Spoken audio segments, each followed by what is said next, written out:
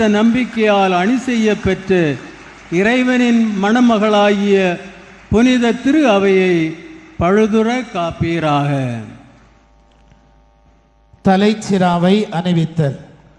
புதிய ஆயர் மீது புனிதத்தின் பேரொளி வீச மன்றாடி ஆய நிலையின் தனி அடையாளமான தலைச்சிராவை தலைமை ஆயர் புதிய ஆயருக்கு அணிவிக்கிறார்.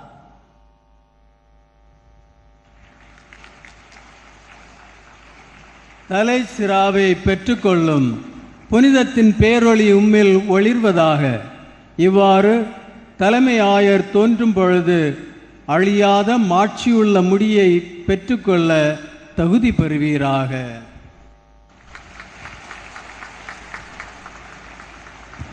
செங்கோலை வழங்குதல்.